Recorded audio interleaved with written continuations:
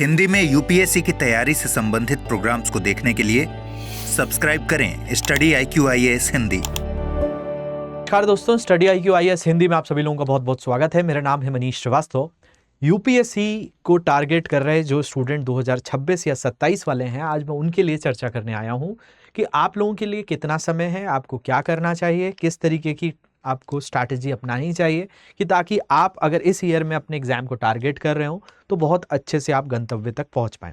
सबसे पहली अगर हम बात करें तो 2025 में या तो आपका अटेम्प्ट नहीं होगा, ऐसे स्टूडेंट हैं आप लोग, या अभी आपने तैयारी शुरू नहीं करी है, क्योंकि यूपीएससी का एग्जाम में बहुत सारे सब्जेक्ट्स आपको पढ़ने हैं, बहुत सारे विषयों पर अच्छे से कमांड होना जरूरी है।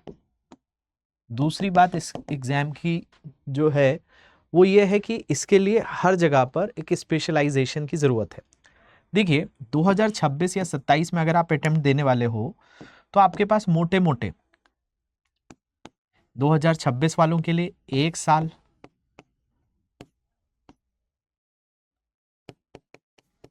और लगभग, क्योंकि नेक्स्ट ईयर आपका मतलब 1 साल 8 माह के आसपास हैं आपके पास, और 2027 वालों के लिए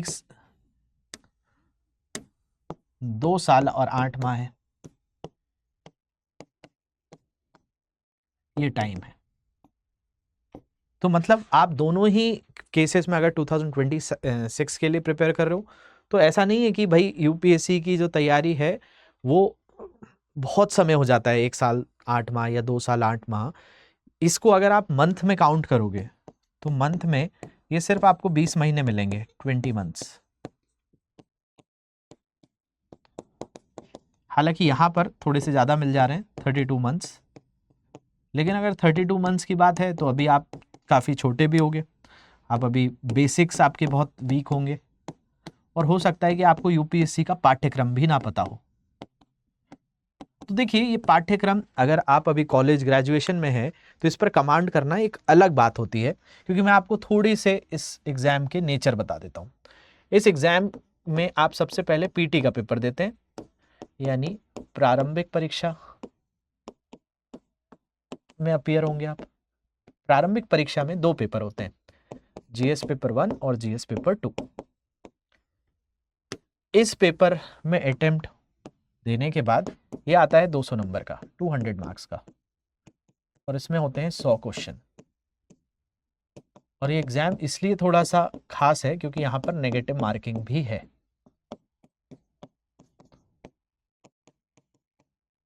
ये होता है ये भी 200 मार्क्स का, और यहाँ पर होते हैं 80 क्वेश्चन। नेगेटिव मार्किंग यहाँ पर भी है,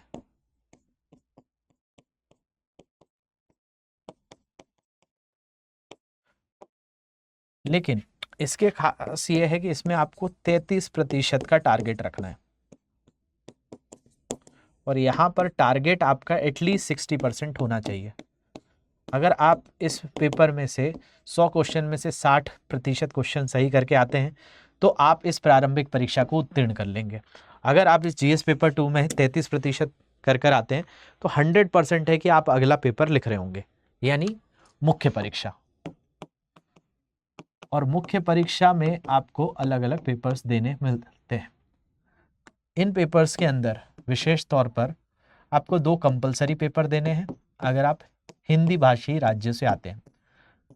तो एक आपको हिंदी कंपलसरी का पेपर देना है, एक अंग्रेजी कंपलसरी का देना है, और इसके साथ भी खास बात यह है कि 300 नंबर का पेपर होगा, 300 नंबर का, और इसमें 25% मार्क्स लाना ज़रूरी है।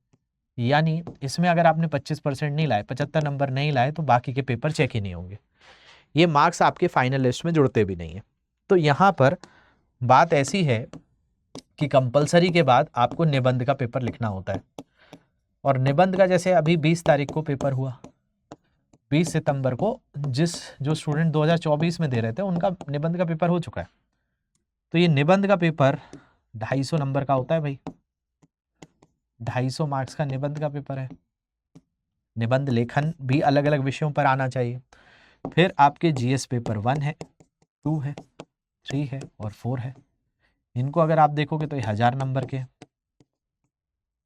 क्योंकि ये सब पेपर 250-250 नंबर के होते हैं।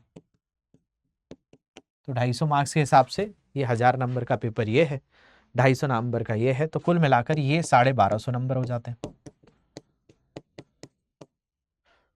इसके अलावा इसमें आपका ऑप्शनल का पेपर भी है, वैकल्पिक विषय भी है आपका। और ये जो वैकल्पिक विषय है इसके भी 2 पेपर आपको लिखने हैं, पेपर 1 और एक पेपर 2। ये भी 250 नंबर का, ये भी 250 नंबर का। और ये सारे के सारे उत्तर लेखन करना होगा आपको यहाँ पे। तो उत्तर लेखन जो कला है उसको अपने अंदर डेवलप करने के लिए आपको ये 1750 नंबर की रेस लगानी है। और फिर आप अगले चरण पर जाएंगे 275 मार्क्स के इंटरव्यू के लिए। तो 2025 मार्क्स का ये पूरा का पूरा आपकी रैंक डिसाइड करने वाला पेपर है। तो इसमें से आपके जितने मार्क्स आ रहे हैं वो आपको IAS, IPS, IFS जो भी आपका आगे लक्ष्य है उसको वहाँ तक पहुँचाएगा। तो बेसिकली ये तो मैंने आपको बताया कि ये आपको अलग अलग चरणों पर एग्ज़ाम ये सारे देने होंगे, अगर आप 26 में भी कर रहे हैं या 27 में भी कर रहे हैं। लेकिन इस एग्ज़ाम की जो सबसे मेन कड़ी है वो ये है कि जिन स्टूडेंट्स ने अभी प्रिपेयर किया है उनको थोड़े से बेसिक समझने आए, फिर वो एडवांस लेवल पर जाएं। तो आपको बेसिक्स भी पढ़ने होंगे सब्जेक्ट्स के और फिर एडवांस पढ़ना होगा। और इन पढ़ने के बाद आपको आंसर राइटिंग करनी होगी और इन आंसर राइटिंग की चेकिंग भी करवानी होगी, MCQs की प्रैक्टिस करनी होगी, आपकी पर्सनालिटी डेवलपमेंट भी करना होगा। इंटरव्यू के लिए आपका कॉन्फिडेंस भी आना चाहिए, आप पब्लिक स्पीकिंग स्किल्स भी आप में डेवलप होनी चाहिए। और ये आप अगर इस पेपर को बहुत हल्के में आंक रहे हैं तो मैं इसके सिलेबस के पाठ्यक्रम के थोड़े से ही बिंदी आपको बता देता हूँ। तो आप इसमें देख लीजिए कि भाई जैसे करंट अफेयर्स, इतिहास, और इतिहास में भी आपको कला संस्कृति भी पढ़नी है। इसके अंदर ही आपको विश्व का इतिहास पढ़ना है, भारत का इतिहास पढ़ना है, भूगोल के इतनी सारी शाखाएं पढ़नी है, आपदा प्रबंधन पढ़ना है, पर्यावरण पारिस्थितिकी पढ़नी है,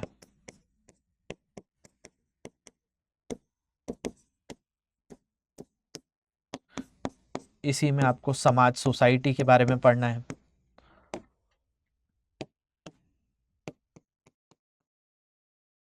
इसी में आपको सामाजिक न्याय पढ़ना है,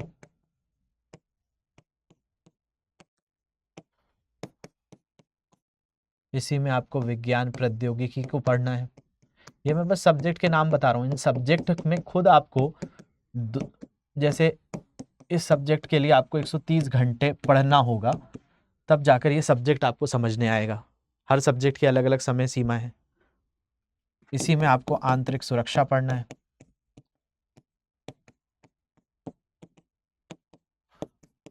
इसी में आपका जो है वो अर्थव्यवस्था का हिस्सा है,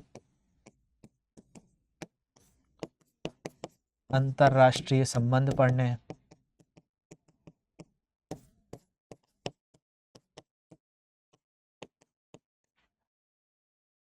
इसके अलावा इसी में प्रशासन के बारे में पढ़ना है,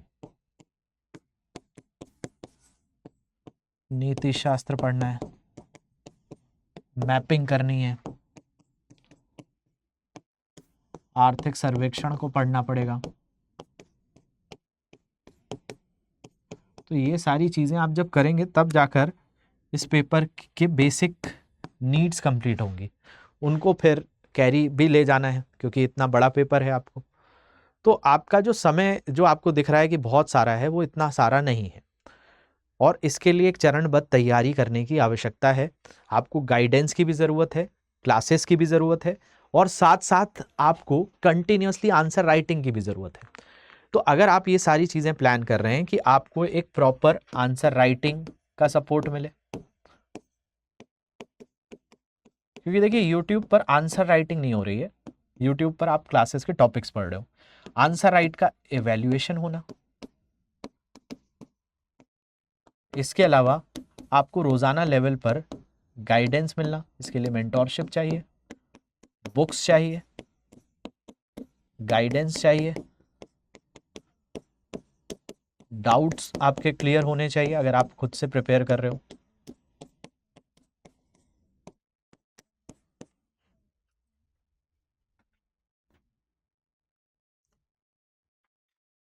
तो डाउट सॉल्विंग की बात करें, गाइडेंस की बात करें, बुक्स की बात करें, मेंटोरशिप की बात करें, लाइव सेशंस की बात करें, और एक कॉम्पिटिटिवनेस की बात करें, ये सारी चीज़ें आपको कैसे मिलेंगी? तो इसके लिए हमारा प्रतिज्ञा प्लस बैच आ रहा है। ये लॉन्ग टर्म बैच है 2026-27 के स्टूडेंट्स के लिए। इस बैच के साथ जुड़ने पर आपकी सारी समस्याएं दूर हो जाएंगी, क्योंकि इसमें आपको ऑप्शनल बैच भी मिलेगा। इसके अंदर आपको जीएस के भी सब्जेक्ट्स मिलेंगे, और साथ में आपके पास खास ये चीज़ है कि आपको एक मेंटोर भी अलॉट होगा, आपके घर पर सिलेक्शन बॉक्स भी डिलीवर होगा, आपको डेली आंसर राइटिंग करने के लिए एक टीम होगी जो आपके आंसर्स को चेक करेगी, मेंटोर से आप डिस्कशंस कर सकते हैं, टीचर से आप डाउट पूछ सकते हैं, लाइव क्लासेस आपके करंट अफेयर्स की भी होगी, सीसैट की भी होगी, और आपके जीएस के सारे सब्जेक्ट्स की होगी। यानी ये जो 1750 नंबर को आप टारगेट कर रहे हैं, ये 1750 नंबर भी होंगे। इंटरव्यू के लिए आगे आपको डेफ से लेकर इंटरव्यू में कैसे तैयार करना है अपने आप को, ये सारी चीज़ें मिलेंगी। ऑप्शनल में अभी हिंदी माध्यम के लिए 4 ऑप्शनल अवेलेबल हैं। एक ऑप्शनल है जिसका नाम है हिंदी साहित्य, इसको आप अवेल कर सकते हो। इतिहास, भूगोल, और चौथा है आपका PSIR, political science and international relations. इनमें से आप कोई भी ऑप्शनल चूज कर सकते हो, अभी हमारे प्लेटफॉर्म पर ये अवेलेबल है। तो आप ये सारी एक चरणबद्ध तरीके से तैयारी कर पाएंगे। इसके लिए अधिक जानकारी के लिए ये मेरी इंस्टाग्राम आईडी है, इस पर आप कांटेक्ट कर लेंगे। बाकी ये मेरा टेलीग्राम ग्रुप है, इससे भी क्वेश्चंस पूछ सकते हैं। तो आशा करता हूँ जो मैंने आपको समझाने का प्रयास किया है वो आप लोगों तक पहुँचा होगा। तो तैयारी अगर सोच चुके हैं तो जल्दी से शुरू कर दीजिए, बैच 27 तारीख से शुरू हो जाएगा। Thank you very much for watching this, have a great day. Hindi में यूपीएससी की तैयारी से संबंधित प्रोग्राम्स को देखने के लिए सब्सक्राइब करें स्टडी IQ IAS हिंदी।